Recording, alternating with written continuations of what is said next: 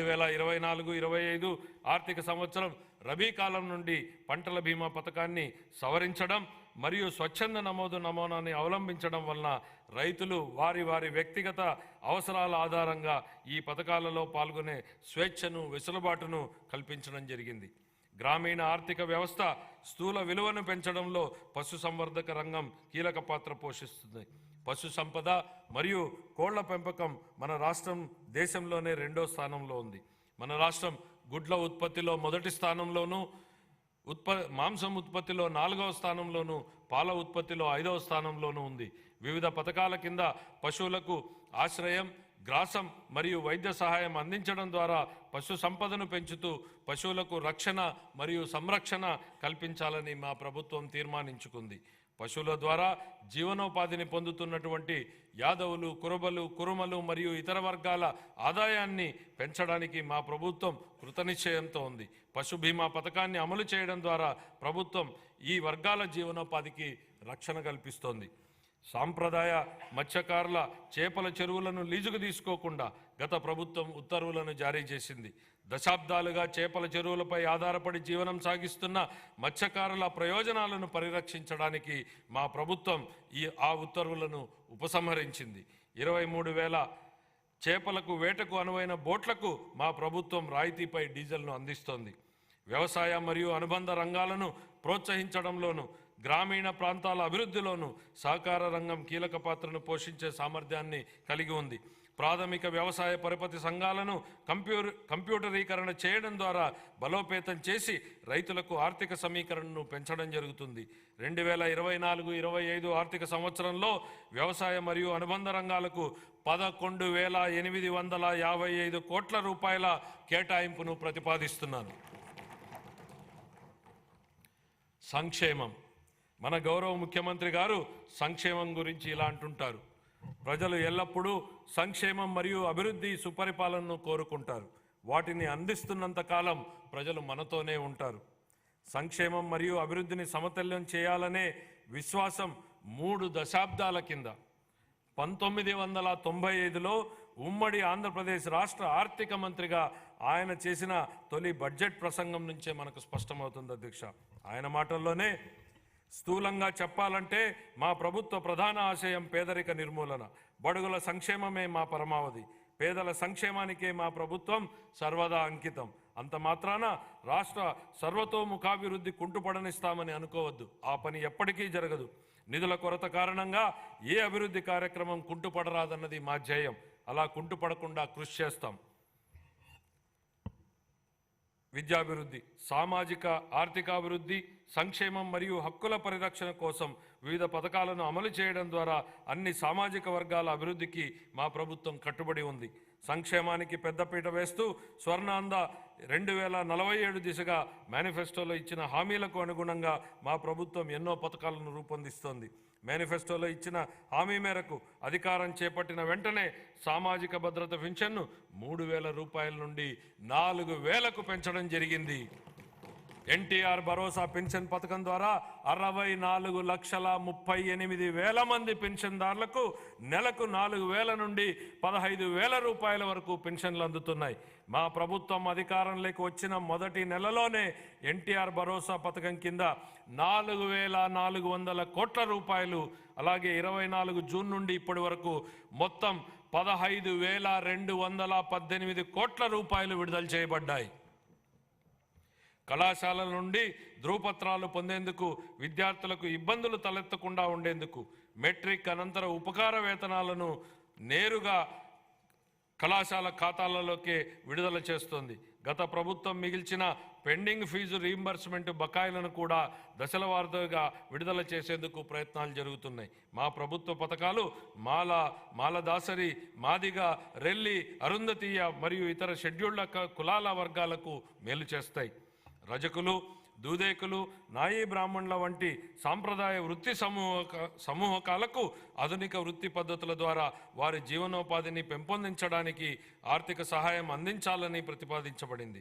సాంప్రదాయకంగా నైపుణ్యం కలిగిన నేత కార్మికులకు వారి నైపుణ్యాలను మెరుగుపరచడానికి వీలుగా ఆర్థిక సహాయం కూడా అందించడం జరుగుతోంది. మా ప్రభుత్వ పథకాలు వడ్డెర, వాల్మీకి, గౌడ, కళింగ, గవర, పద్మశాలి, బెస్త, సగర, ఉప్పర వంటి వెనుకబడినటువంటి తరగతులకు లబ్ధి చేకూరుస్తాయి. షెడ్యూల్ తెగల కుటుంబాలకు సాధికారతకు మా ప్రభుత్వం పూర్తిగా కట్టుబడి ఉంది. గిరిజన వర్గాల సంక్షేమం కోసం పోస్ట్ మెట్రిక్ ఉపకార వేతనాలు, ఆర్టీఎఫ్, ఎంటీఎఫ్, అంబేద్కర్ విద్యానిధి మొదలైన ముఖ్య పథకాలను అమలు చేయడం జరుగుతోంది.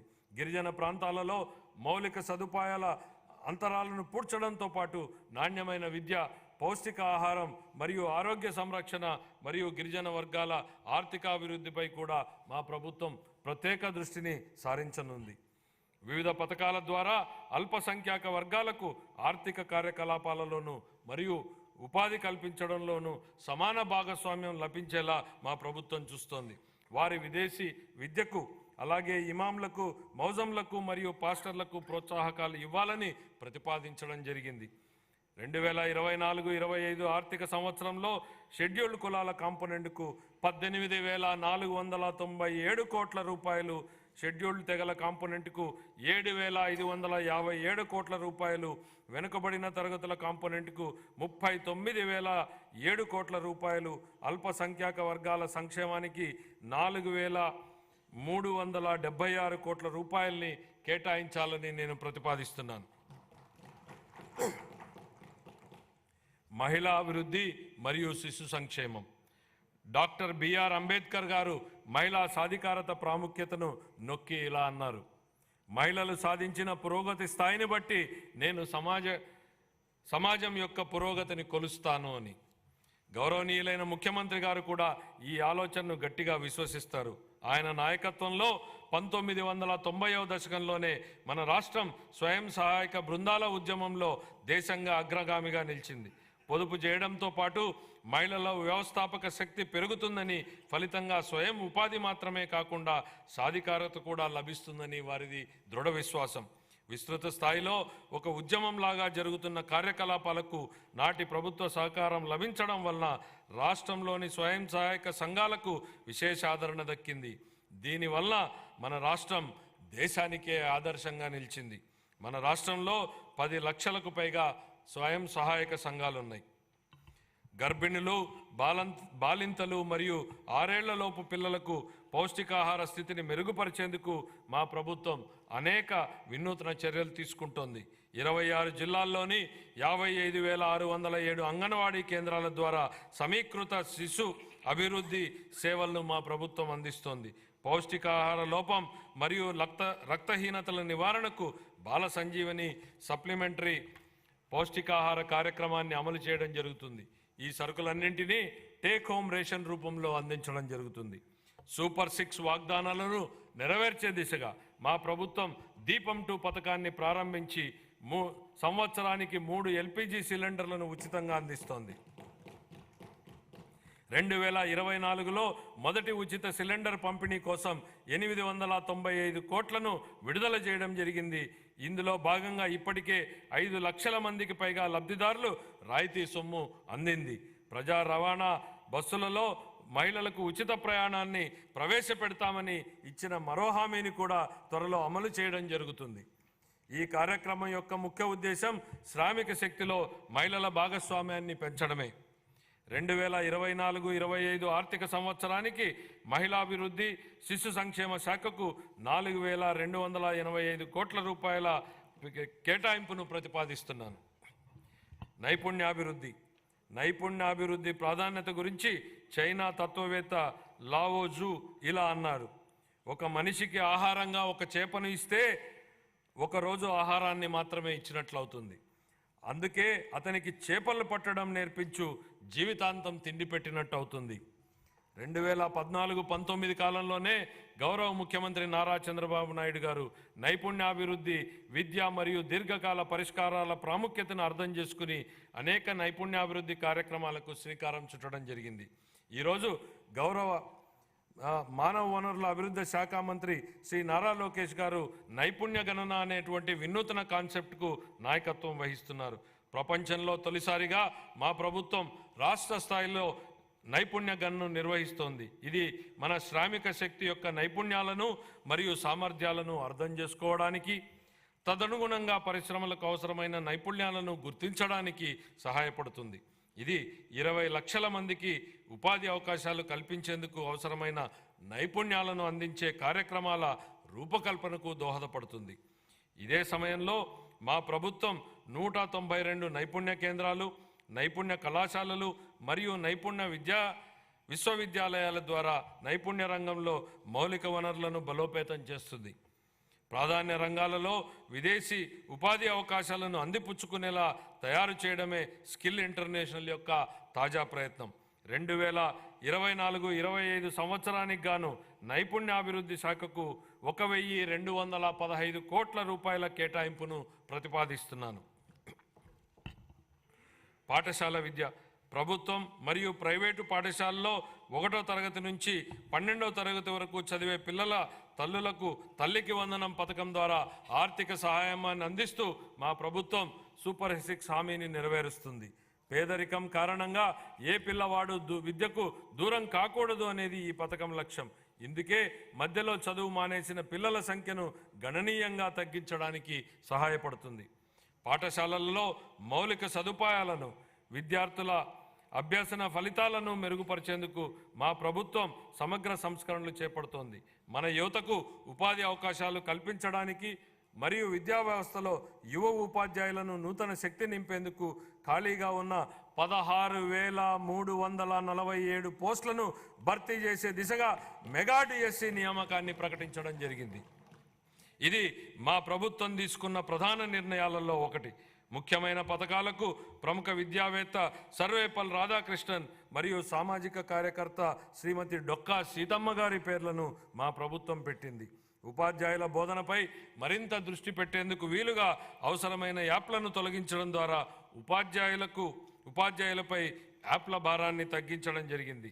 ఇంటర్ విద్యార్థులకు ఉచితంగా పాఠ్యపుస్తకాలు మరియు బ్యాగులు అందించడం జరిగింది. 2024-25 ఆర్థిక సంవత్సరానికి గాను పాఠశాల విద్యాశాఖకు 29,909 కోట్ల రూపాయల కేటాయింపును ప్రతిపాదిస్తున్నాను. ఉన్నత విద్య. స్వర్ణాంధ్ర విజన్ 2047లో భాగంగా మా ప్రభుత్వం రాష్ట్రంలోని అన్ని విశ్వవిద్యాలయాలను బలోపేతం చేయడానికి, ఖాళీగా ఉన్న పోస్టులను భర్తీ చేయడానికి జాతీయ సంస్థాగత స్థాయి చట్రంలో అత్యున్నత స్థాయి విశ్వవిద్యాలయాలుగా అవతరించడానికి చొరవ తీసుకుంటోంది. అమరావతి, తిరుపతి మరియు విశాఖపట్నంలో కనీసం 3 విజ్ఞాన నగరాలను ఏర్పాటు చేయాలని మా ప్రభుత్వం లక్ష్యంగా పెట్టుకుంది. నాణ్యమైన విద్యకు అత్యంత నైపుణ్యం కలిగిన అధ్యాపకులు అవసరమని గుర్తించి వచ్చే 3 ఏళ్లలో 18,000 మంది అధ్యాపకులకు శిక్షణాభివృద్ధి కార్యక్రమాలను ప్రతిపాదించడం జరిగింది. 2024 డిసెంబర్ నుండి 2.5 లక్షల మందికి పైగా విద్యార్థులకు వృత్తి శిక్షణను సులభతరం చేయడానికి NASSCOM, future skills, edu skills, sales force, Microsoft వంటి ప్రతిష్టాత్మక సంస్థలతో మా ప్రభుత్వం అవగాహన ఒప్పందాలను కుదుర్చుకుంది. సమాచార సాంకేతిక మరియు ఆధారిత రంగాలు, బ్యాంకింగ్, ఆర్థిక సేవలు, బీమా సేవలు, వనరులను సమకూర్చే సేవలు, చిల్లర వర్తకము మరియు ఆరోగ్య సంరక్షణ వంటి వివిధ రంగాలలో 5,000 రూపాయల నుండి 15,000 రూపాయల మధ్య వేతనాన్ని అందించే అప్రెంటిస్షిప్తో కూడిన డిగ్రీ విద్యను మా ప్రభుత్వం ప్రవేశపెట్టింది. 2024 ఆర్థిక సంవత్సరానికి గాను ఉన్నత విద్యాశాఖకు 2,326 కోట్ల రూపాయల కేటాయింపును ప్రతిపాదిస్తున్నాను. ఆరోగ్య సంరక్షణ. పౌరులకు సరసమైన మరియు నాణ్యమైన ఆరోగ్య సంరక్షణ సేవలను సకాలంలో అందించడం మా ప్రభుత్వం యొక్క మొదటి ప్రాధాన్యత. అందరికీ ఆరోగ్యం లక్ష్యంగా మా ప్రభుత్వం ఆరోగ్య రంగంలో సమగ్ర సంస్కరణలు చేపడుతోంది. హృదయ సంబంధ వ్యాధులు పెరుగుతున్న దృష్ట్యా అవసరమైన పరికరాలు మరియు మానవ వనరుల శిక్షణ అందించడం ద్వారా స్టెమీ ప్రోగ్రాంని ప్రారంభించాలని యోచిస్తున్నాం. రాష్ట్ర వ్యాప్తంగా సమగ్ర క్యాన్సర్ స్క్రీనింగ్ కార్యక్రమాన్ని ప్రారంభించడం ద్వారా క్యాన్సర్ కేసులను గుర్తించి వైద్య కళాశాలల్లో వైద్యం కోసం చేరే సౌకర్యాన్ని కల్పించింది. పాఠశాల ఆరోగ్య కార్యక్రమం కింద అంగన్వాడీ పిల్లలకు మరియు 18 సంవత్సరాల లోపు ఉన్న పాఠశాల విద్యార్థులకు పుట్టుకతో వచ్చిన లోపాలు, పోషకాల లోపం వలన వచ్చేటువంటి వ్యాధులు, మందకొడి అభివృద్ధి మరియు వైకల్యం అనే 4 లోపాలను గుర్తించడం కోసం పరీక్షలు చేయబడతాయి.